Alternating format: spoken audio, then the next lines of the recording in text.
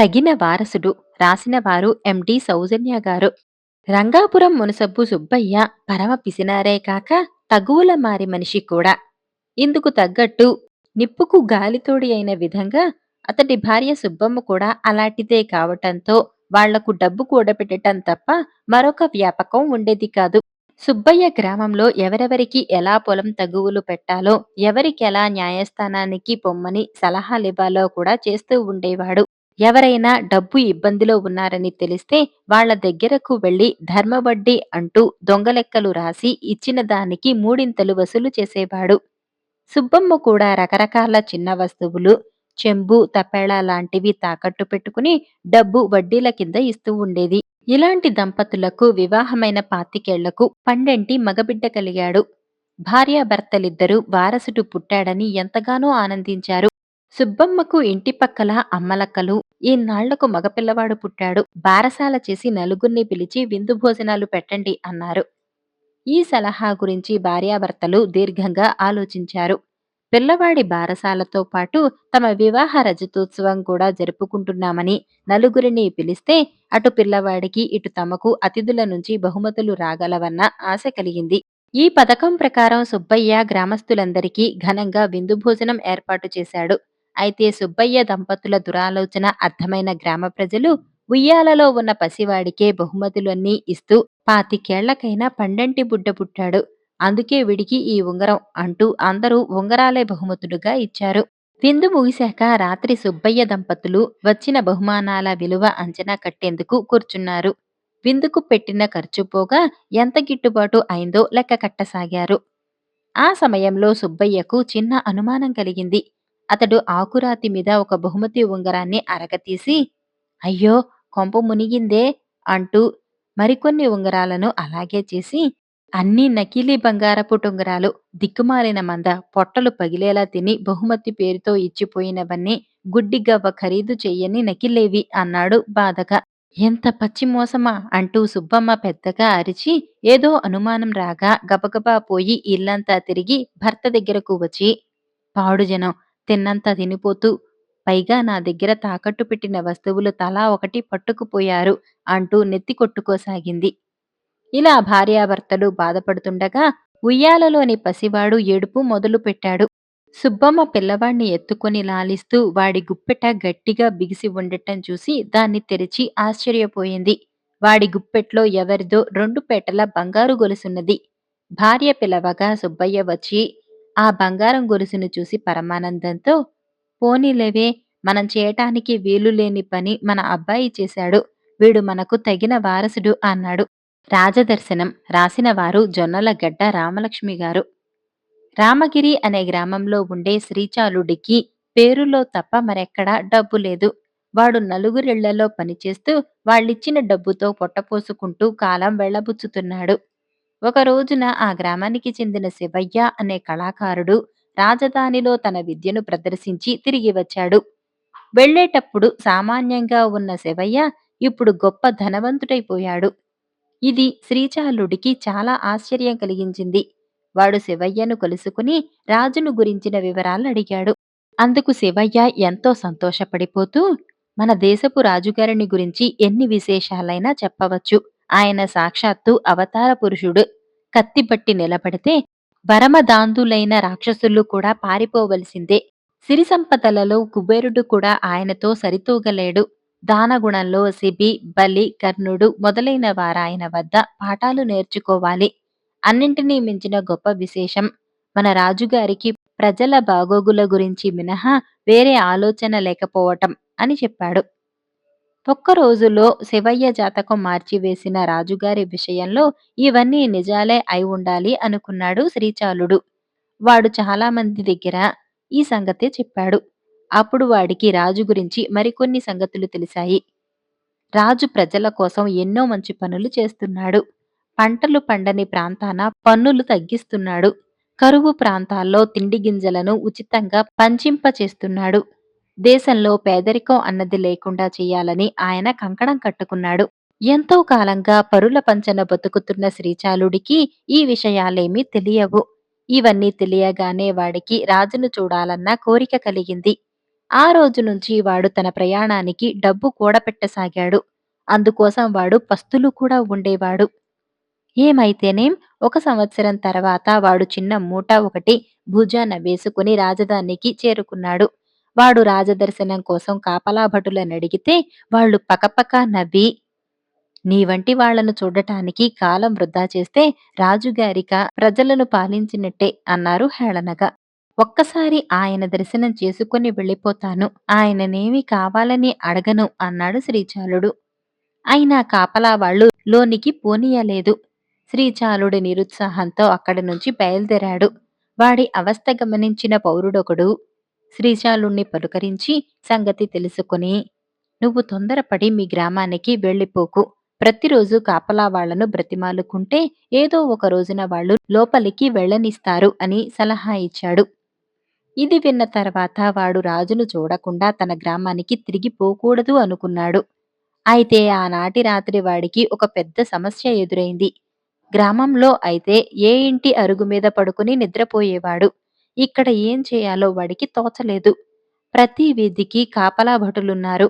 వాళ్ళు క్రొత్త వాళ్ళెవ్వర్నీ వీధిలో ఉండనివ్వటం లేదు. శ్రీచాలుడు వాళ్లకు తన పరిస్థితి చెప్పుకున్నాడు. ఇంటి అరుగుల మీద క్రొత్తవాళ్లు పడుకుంటే మా కాపలా వల్ల ప్రయోజనం ఉండదు. నీ వంటి వాళ్ళుండటానికి ధర్మసత్రాలున్నాయి. కానీ ఈ రాత్రి వేళ వాటిలో ప్రవేశించటం కష్టం. ఏ సమయంలో అయినా కొత్త వాళ్లను ఆదరించే సత్రాలు నగర ప్రవేశ ద్వారాల వద్ద ఉంటాయి. నువ్వక్కడికి వెళ్ళు అన్నారు భటులు. వాడు భటులనడిగి దారి తెలుసుకుని బయలుదేరాడు. అయితే వాడికి నగర వీధులు గజిబిజిగా కనిపించి కొంతసేపు అక్కడే తిరుగుతూ చివరికి ఒక మైదాన ప్రాంతం చేరాడు. శ్రీచాలుడు అక్కడ కొంతసేపు విశ్రమిద్దామనుకుంటూ ఉండగా ఎక్కడి నుంచో ఒక వ్యక్తి వచ్చి, ఎవరు నువ్వు? ఎంత రాత్రి వేళ ఇక్కడేం చేస్తున్నావు? అని అడిగాడు. శ్రీచాలుడు అతడికి తన కథ చెప్పుకున్నాడు. రాజును చూడటానికి కష్టపడి ఇక్కడికి వచ్చి ఇలా తిరుగుతున్నావంటే నమ్మతగ్గ మాటగా లేదు. నువ్వు దొంగవని నాకు అనుమానం కలుగుతున్నది. ఆ మూట విప్పి చూపించు అన్నాడా వ్యక్తి. శ్రీచాలుడు సంకోచించకుండా మూట విప్పి చూపించాడు. అందులో ధనికులు మాత్రమే ధరించగల విలువైన దుస్తులు, తళతళ మెరిసే కొత్త చెప్పులు ఉన్నాయి. ఆ వ్యక్తి శ్రీచాలుణ్ణి పరీక్షగా చూశాడు. వాడు చింకి బట్టలతో బికారిలా ఉన్నాడు. ఇది నీవి కావు. ఎక్కడో దొంగలించావు, అవునా? అని కఠినంగా ప్రశ్నించాడా వ్యక్తి. ఒక సంవత్సరం పాటు కడుపు మార్చుకుని కూడబెట్టిన డబ్బుతో ఇవి కొన్నాను. ఎక్కడా దొంగలించలేదు అన్నాడు శ్రీచాలుడు దీనంగా. అలా కొంటే ఈ దుస్తులు, చెప్పులు ఎందుకు ధరించలేదు? అని ప్రశ్నించాడా వ్యక్తి. వీటిని రాజదర్శనం కోసం దాచుకున్నాను. కాపలా వాళ్ళు నన్ను లోపలికి పోనిస్తానంటే వెంటనే ఇవి ధరించి రాజుగారి కళ్ళ పడాలనుకున్నాను అన్నాడు శ్రీచాలుడు. ముందుగానే ఎందుకు ధరించకూడదు? అని అడిగాడా వ్యక్తి ఆశ్చర్యపోతూ. ముందుగానే ధరిస్తే నలిగి పాడైపోతాయని నా భయం అన్నాడు శ్రీచాలుడు. నువ్వు రాజును చూడాలనుకుంటున్నావు తప్ప రాజు నిన్ను చూడాలనుకోవటం లేదు. అలాంటప్పుడు రాజును చూడటానికెందుకింత మంచి దుస్తులు? నువ్వేదో దాస్తున్నావు అన్నాడా వ్యక్తి. శ్రీచాలుడు కొద్దిసేపు తల వంచి ఊరుకుని, అయ్యా, ఈ దేశపు రాజు అవతార పురుషుడు. ప్రజలు మేలు కోరి ఆయన ఎన్నో మంచి పనులు చేస్తున్నాడు. తనకు తెలిసిన వారందరికీ ఏవో శాసనాల ద్వారా సాయపడుతూ ఉన్నాడు. కాని ఆయనకు నాబోటి పేదల గురించి తెలిసి ఉండదు. నాలాంటి వాణ్ణి చూస్తే ఆయన మనసు బాధపడుతుంది. నేనాయన కళ్ళబడినా నా పేదరికం ఆయన కళ్ళపడకూడదు. ఇది నా అభిలాష. అందుకే ఈ దుస్తుల్ని మూటలో దాచుకున్నాను అన్నాడు. అయితే జరగకూడని పనే జరిగింది. నువ్వు నా కళ్ళ పడ్డావు. నేనీ దేశాన్నేలే రాజును అన్నాడా వ్యక్తి. శ్రీచాలుడు వెంటనే, ప్రభూ, తమరి దేశపు ఏలికలా? నా అదృష్టాన్ని నమ్మలేకపోతున్నాను. నా జన్మ తరించింది. కాని ఇంత రాత్రి వేళ తామిలా ఎందుకు పాదచారులై నగరంలో తిరుగుతున్నారు? అని అడిగాడు. ప్రజలు నన్ను గురించి ఏమనుకుంటున్నది తెలుసుకునేందుకు తరచుగా నేనిలా మారువేషంలో నగర సంచారం చేస్తూ ఉంటాను. ఈ రోజు నిన్ను కలుసుకోవటం సంతోషమైంది. రేపు నిన్ను కాపలా భటులు లోనికి రానిస్తారు. వచ్చి నా దర్శనం చేసుకో. నీ పేదరికం తొలగిపోయే కానుకలిస్తాను అన్నాడు రాజు. శ్రీచాలుడు మౌనంగా ఊరుకున్నాడు. అప్పుడు రాజు వాడితో, నీ పేదరికాన్ని స్వయంగా చూశాను. నా మంత్రులు, కొలువు తీరిన పెద్దలు కూడా చూడాలి. అందుకే నీ విలువైన దుస్తులు కూడా తీసుకువెళుతున్నాను అని వాడి మూట తీసుకుని వెళ్ళిపోయాడు. మర్నాడు రాజు కొలువులో ఎంతోసేపు శ్రీచాలుడి కోసం ఎదురు చూశాడు. వాడు రాలేదు. కాపలా వాళ్లను విచారించగా అసలు వాడా దరిదాపులకే రాలేదని చెప్పారు. అప్పుడు రాజు భటులను పంపి శ్రీచాలుణ్ణి రాజధానికి తెప్పించాడు. శ్రీచాలుడు ఎంతో వినయంగా, ప్రభూ, నేను లోగడ తమను దర్శించుకోవాలని వచ్చాను. ఆ పని కాగానే నాకు సంతృప్తి కలిగింది. మీ నుంచి నేను కానుకలను ఆశించలేదు. నా విలువైన దుస్తులు మీ దగ్గర ఉండిపోయాయి. మీ దర్శనం అయ్యాక నాకు వాటితో పని లేదు. అందుకే వాటి కోసం కూడా రాలేదు అన్నాడు. నీలో ఆవగించ స్వార్థం కూడా లేదని నీ ప్రవర్తన చూసి తెలుసుకున్నాను. నీ కారణంగా నా పాలనలోని కొన్ని లోపాలు తెలియటమే కాక కోట కాపలా వాళ్ళు నాకు ప్రజలకు మధ్య ఎలా అడ్డుగోడల్లా తయారయ్యారో గ్రహించాను. ఇందుకు నిన్ను సన్మానించదలిచాను అని రాజు శ్రీచాలుడికి విలువైన కానుకలిచ్చి పంపించాడు. ఆ తర్వాత శ్రీచాలుడికి పేదరికం బాధ లేకుండా పోయింది. అంతేకాక రాజ్యంలో క్రమంగా పేదరికం రూపుమాపబడింది. శరణాగతి రాసినవారు ముద్ద సోమప్ప శాస్త్రి గారు. కాశీరాజ్యానికి ప్రభువు శకుంతనుడు. శకుంతనుడు గొప్ప రామభక్తుడు. ఆయన భక్తుడైనందుకు లోకమంతా మెచ్చుకునేది. అయితే ఆ భక్తితో పాటు తనను మించిన రామభక్తుడు ఈ ప్రపంచంలో లేనే లేడనే అహంభావం కూడా అతనిలో ప్రవేశించింది. శకుంతనుడిలో చెలరేగిన ఈ అహంభావాన్ని తరుణంలోనే తగిన విధంగా అణచివేస్తేనే కాని రాజు పనికిరాకుండా పోతాడే అని ఆలోచించాడు నారదుడు. ఆలోచించి ఒక చిత్రమైన వ్యూహం పన్నాడు. ఆ పన్నాగాన్ని అనుసరించి ప్రజ మూకముకలుగా వచ్చి, రాజా, దుష్టమృగాల బాధ మికుటంగా ఉన్నది, భరించలేకుండా ఉన్నాం అంటూ మొరపెట్టుకున్నారు. వాళ్ల మొర ఆలకించి శకుంతనుడు ఒక రోజున అరణ్యంలోకి వేటాడబోయాడు. మధ్యాహ్నం వరకు వేటాడి వేట వేసట కలగటం చేత సమీపంలో ఒక ఋష్యాశ్రమం చేరుకున్నాడు. ఆ ఆశ్రమంలో అప్పుడు ఋషిగణమంతా సమావేశమై ఉన్నారు. బోగట్టా చేయగా అది విశ్వామిత్రుని ఆశ్రమమని తెలిసి వచ్చింది. విశ్వామిత్రుడు శకుంతనుణ్ణి ఎంతగానో మర్యాద చేసి కుశల ప్రశ్నలు వేశాడు. బడలిక తీరిన తర్వాత శకుంతనుడు వెళ్ళిపోదామని లేచాడు. లేచి మహారుషుల వద్ద సెలవు తీసుకుందామని అనుకుంటే ఆయనకు ఒక సంశయం కలిగింది. అక్కడ కూర్చున్న ఋషిగణంలో అందరూ గొప్పవారే. తమ భేదాలు ఏర్పడటానికి వీలు లేదు. మొట్టమొదట వశిష్ఠుడు కూర్చొని ఉండటం చేత, వశిష్ఠాది మహర్షులారా, అనుజ్ఞ ఇవ్వండి, పోయి వస్తాను అన్నాడు. ఇది సాకుగా తీసుకుని పక్కనే ఉన్న నారద మహర్షి విశ్వామిత్రుణ్ణి ఉసుకొలిపి, చూశావటయ్యా గాదినందన, ఈ శకుంతనుడి గర్వం. నీ ఆశ్రమంలో తలదాచుకొని నీ ఆతిథ్యం పొంది తీరా వెళ్లేటప్పుడు వశిష్ఠాది మునులారా సెలవు అంటాడే, ఈ మాటలో అంతరార్థం ఏమన్నా గ్రహించావా అన్నాడు. తారామండలానికి లేచాడు విశ్వామిత్రుడు. నిజమే నువ్వు చెప్పింది. కన్ను మిన్ను కానకుండా ఉన్నాడు వీడు. ఎవరితో ప్రసంగిస్తూ ఉన్నాడో తెలియలేదు కాబోలు. ఉండు, నిమిషంలో పట్టిస్తా వీడి పని అంటూ చర్రుమని బయలుదేరి శ్రీరాముని వద్దకు వెళ్ళాడు. వెళ్ళి అతి ఆవేశంతో, శ్రీరామ, నీ వల్ల నెరవేరవలసిన ఒక స్వకార్యం మీద వచ్చాను. చేస్తానని వాగ్దానమిస్తే చెబుతాను అన్నాడు. శ్రీరాముడు ఆశ్చర్యపడి, ఏమిటి గురూజీ, మీ ధోరణి నన్ను కలవరపరుస్తున్నది. ఎన్నడైనా మీ మాట జవదాటి ఎరుగుదునా? ఎందుకీ సంశయం అన్నాడు. రాముడు మాట ఇవ్వగానే, రామా, కాశీరాజు శకుంతనుడి వల్ల నాకు తీరని పరాభవం జరిగింది. నీ బాణంతో వాడిని ఛేదిస్తే కాని నాకు నిద్ర పట్టదు అన్నాడు. రాముడు జిజ్ఞాసలో పడ్డాడు. ఏమి? జీవితంలో కనీ విని ఎరుగని గడ్డు సమస్య దాపరించింది. శకుంతనుడు తనకు ముఖ్య భక్తులలో ఒకడాయే. ఎలా? ఏమైనా కాని గురువాజ్ఞ. సరే అన్నాడు రాముడు. విశ్వామిత్రుడు వెళ్ళిపోయాడు. ఈ లోపల నారదుడు ఈ సమాచారమంతా శకుంతనుడికి చెప్పి, రాజా, నీ దేవుడైన రాముని బాణం వల్ల నీవు హతుడవు కాబోతున్నావు సుమా అని హడలు పుట్టించాడు. అందుకు శకుంతనుడు, నారదా, గత్యంతరం చెప్పవా అని వేడుకోగా ఒక ఉపాయం చెప్పిపోయాడు. ఈ ఉపాయాన్ని అనుసరించి శకుంతనుడు వెంటనే అంజనాదేవి ఆశ్రమానికి చేరుకుని అపాయ స్థితిలో ఉన్నవానిలాగా ఆర్తనాదం చేశాడు. ఇది విని అంజన పరుగెత్తుకు వచ్చి, నీకు వచ్చిన భయం లేదు నాయనా, కలిగిన ముప్పు ఏమిటో చెప్పు అని ధైర్యం చెప్పింది. అప్పుడు గుండె నిబ్బరం తెచ్చుకుని శకుంతనుడు తనకు కలిగిన ఆపద వెల్లడించి రక్షించమన్నాడు. అక్కడ శ్రీరాముడు శంతనుడి విషయంలో జిజ్ఞాస పడినట్టే ఇక్కడ అంజనాదేవి, అయ్యో, మా శ్రీరాముడితో పేచీ వచ్చిందే, శరణాగతుడైన ఇతన్ని ఎలా రక్షించటం అని తీవ్ర ఆలోచనలో పడింది. ఇంతలో ఆంజనేయుడు ఇంటికి వచ్చాడు. విచారంతో ఉన్న తల్లిని చూశాడు. అమ్మా, నేనుండగా నీకెందుకీ విచారం?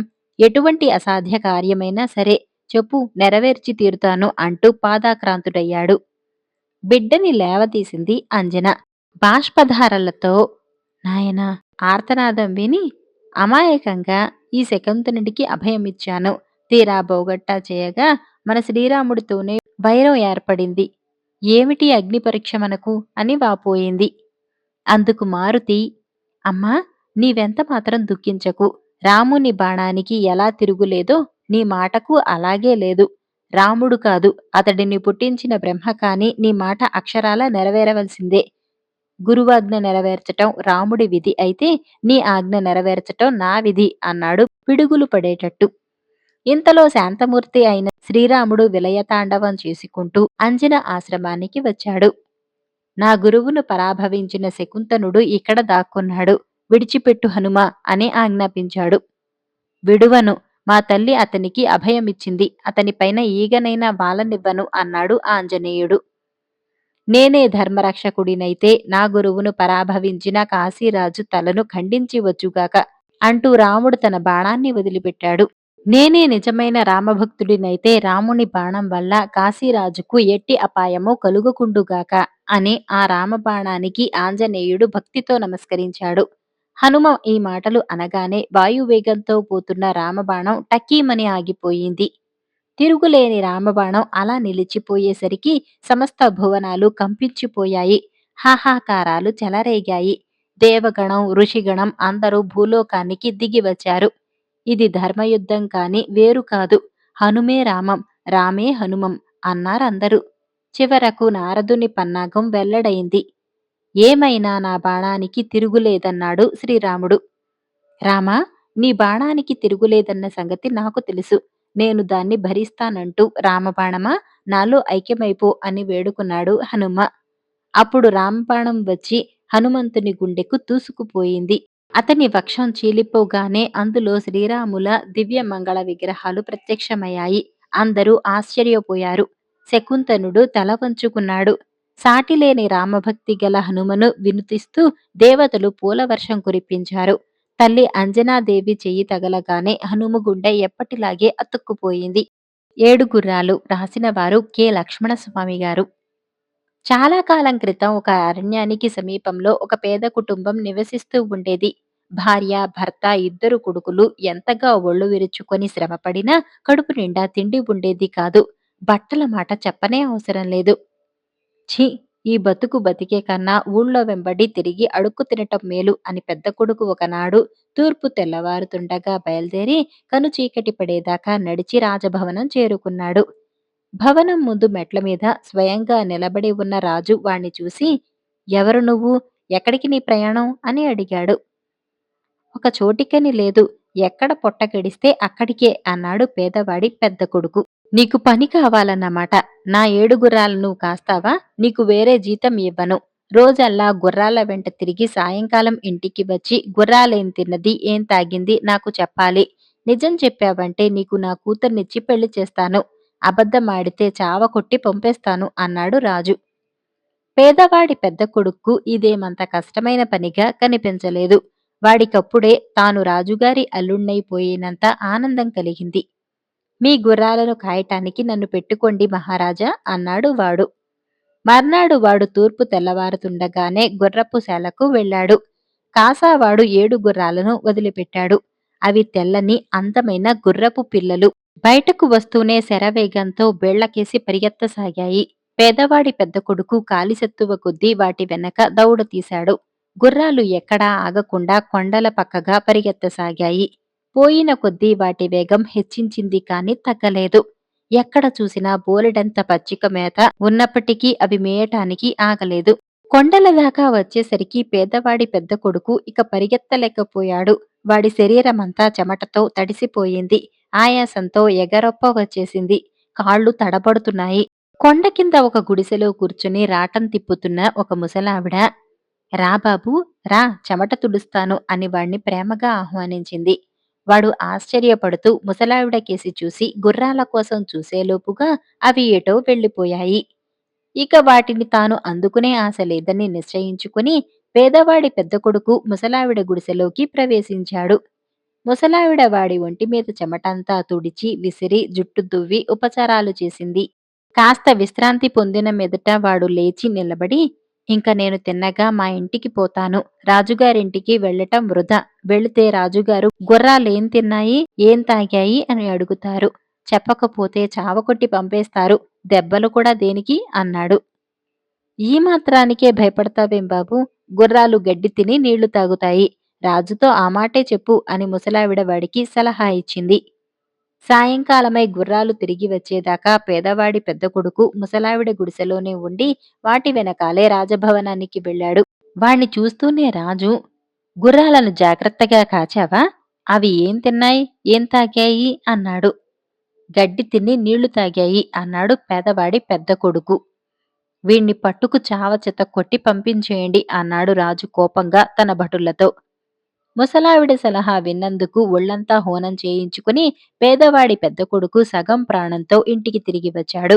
పేదవాడు తిరిగి రాగానే చిన్నవాడు తన పొట్ట తాను పోసుకుంటానని ఇంటి నుంచి బయలుదేరాడు. వాడు కూడా రోజల్లా నడిచి చీకటి పడే వేళకు రాజభవనం చేరుకున్నాడు.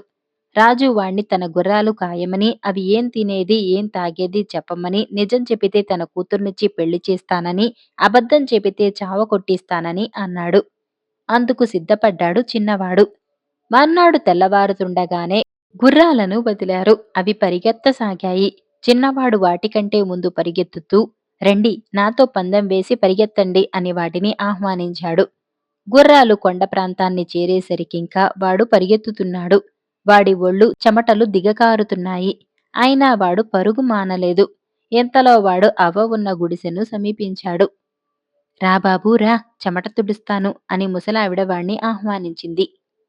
నేను నీకు చిక్కినప్పటి మాట కదా అంటూ వాడు పరుగు తీశాడు. కానీ వాడికి అలుపు వచ్చేస్తున్నది.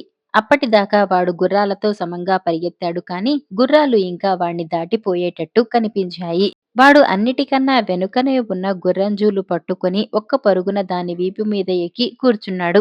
ఆ గుర్రాలు అలా చాలా దూరం పరిగెత్తి ఒక దట్టమైన అరణ్యం మధ్య ఉన్న ఒక దేవాలయ ప్రాకారం వద్ద నిలిచాయి. అదే వాటి గమ్యస్థానమని గ్రహించి చిన్నవాడు తానెక్కిన గుర్రం మీద నుంచి దిగి ఆలయ ప్రాంగణం కేసి నడిచాడు. గుర్రాలు ఒక్కొక్కటిగా ఆలయ ప్రాంగణంలోకి అడుగుపెట్టి అందమైన యువకులుగా మారిపోయారు. ఈ వింత ప్రవర్తన చూస్తూనే చిన్నవాడు నిర్ఘాంతపోయాడు. ఆ యువకులలో పెద్దవాడు పేదవాడి చిన్న కొడుకును దగ్గరకు పిలిచి తమ విషయం ఇలా చెప్పాడు. మేమేడుగురం రాజుగారి కొడుకులం. మా నాన్న నీకిచ్చి పెళ్లి చేస్తానన్నది మా చెల్లెలనే. దారిలో నిన్ను పిలిచిన ముసలి తొత్తు మాయల మారిది. అదే తన మంత్రశక్తితో మమ్మల్ని ఇలా మార్చేసింది. దాని మంత్రం ఈ ఆలయం ఆవరణలో పనిచేయదు. అందుచేత మేము పగడ్లు సాధ్యమైనంతసేపు ఇక్కడే మనుషులంగా ఉంటాం. మనుష్యులు తినే తిండి తింటాం. మనుషులు తాగే పానీయాలు తాగుతాం. మేమేమి తింటామో తాగుతామో చూస్తావు గనుక ఈ సంగతి మా నాన్నకు చెప్పగానే ఆయన మా చెల్లిని నీకిచ్చి పెళ్లి చేస్తాడు. ఆ తర్వాత నీ వల్ల మాకొక ఉపకారం కావాలి. ఈ గర్భగుడిలో ఒక కత్తి ఉన్నది. అది మంత్రపూతమైన కత్తి. నీవు దాన్ని తీసుకొని మాతో పాటు ఇంటికి వచ్చి రాత్రి మేము గుర్రపు శాలలో కట్టి ఉన్నప్పుడు ఆ కత్తితో మా తలలు నరికేయి. దానితో మాకీ గుర్రాల రూపం పోయి మనిషి రూపం శాశ్వతంగా వచ్చేస్తుంది. ఈ మాటలు చెప్పి పెద్ద రాజకుమారుడు పేదవాడి చిన్న కొడుకును గర్భగుడిలోకి తీసుకుపోయి ఒక మూల ఆనించి ఉన్న కత్తిని చూపాడు. చిన్నవాడు దానిని రెండు చేతులా పట్టుకొని కూడా తేలికగా ఎత్తలేకపోయాడు. గర్భగుడిలోనే చిన్న గుంట ఉన్నది. అందులో ఉన్నది మంత్రజలమని, దాన్ని 3 గుక్కలు తాగమని రాజకుమారుడన్నాడు. చిన్నవాడా నీరు 3 గుక్కలు తాగి ఒక్క చేత్తోనే కత్తిని పట్టుకొని తేలికగా ఎత్తగలిగాడు. తర్వాత రాజకుమారులు ఆ గుడి ఆవరణలోనే వంట చేసుకున్నారు. వంటకు కావలసిన సమస్త పదార్థాలు గుడిలో ఒక పక్క ఉన్నాయి. రాజకుమారులతో పాటు చిన్నవాడు కూడా భోజనం చేశాడు. సూర్యాస్త సమయం కాబోయేదాకా వారందరూ గుడిలోనే విశ్రాంతి తీసుకుని ఇంటికి బయలుదేరారు. గుడి దాటి బయటకు రాగానే రాజకుమారులు యథాప్రకారం గుర్రాలుగా మారారు. పేదవాడి చిన్న కొడుకు కత్తితో సహా ఒక గుర్రం పైన ఎక్కాడు. వాడు గుర్రాలతో తిరిగి వచ్చేటప్పుడు ముసలావిడ చిన్నవాణ్ణి చూసి కళ్ళ నిప్పులు రాలుస్తూ వాణ్ణి బెదిరించింది. చిన్నవాడిల్లు చేరగానే రాజు, గుర్రాలను సరిగా కాచావా అన్నాడు. కాస్తానన్న తర్వాత కాయకుండా ఉంటానా అన్నాడు చిన్నవాడు. అవి ఏం తిన్నాయి, ఏం తాగాయి అని రాజు మళ్ళీ అడిగాడు. మనుషులు తినే తిండే తిన్నాయి, మంత్రజలం తాగాయి అని జవాబిచ్చాడు చిన్నవాడు. ఈ మాట చెప్పగలవాడు ఒక్కడు కూడా లేకపోయే కదరా! అన్న ప్రకారం నీకు నా కూతుర్నిచ్చి అల్లుడిగా చేసుకుంటాను అన్నాడు రాజు. ఆ రాత్రి అందరూ పడుకున్నాక చిన్నవాడు కత్తి తీసుకుని గుర్రపు శాలలోకి వెళ్ళాడు. కాని గుర్రాల మెడలు నరకాలంటే వాడికి చేతులు రాలేదు. చివరకు సాహసించి ఒక గుర్రం మెడ తెగ నరికాడు. వెంటనే దాని స్థానంలో ఒక రాజకుమారుడు నిలబడ్డాడు. ఆ తర్వాత వాడు ధైర్యంగా అన్ని గుర్రాల మెడలు నరికేశాడు. ఏడుగురు రాజకుమారులు మంత్ర విముక్తి పొందారు. తన కొడుకులు తిరిగి పుట్టినట్టుగా రాజు సంతోషించాడు.